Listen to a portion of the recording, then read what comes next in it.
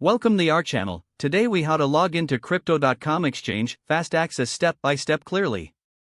To start the login process for crypto.com exchange, open your preferred web browser. In the address bar, type in the URL www.crypto.com.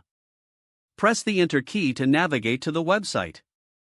Once the home page loads, locate the login button at the top right corner. Click on the login button to proceed. You will be redirected to the login page. Here, enter your registered email address in the designated field.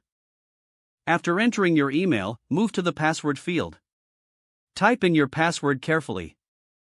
If you prefer, you can check the box to remember your login on this device. Once you've filled in your details, click on the login button.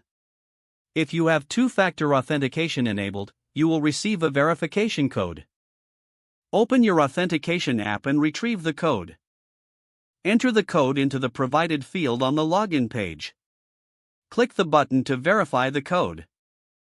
After a successful login, you will be taken to your crypto.com dashboard. From here, you can access various features and services. If you experience any issues, double-check your email and password for accuracy.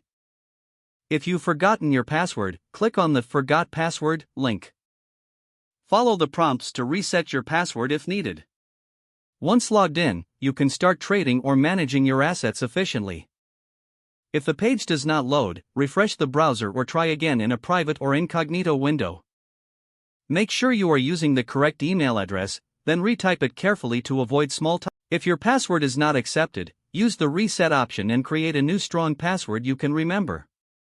Check your spam folder for verification or security emails, then complete any requested confirmation steps. Enable two-factor authentication if available to improve account security and reduce unauthorized access risk.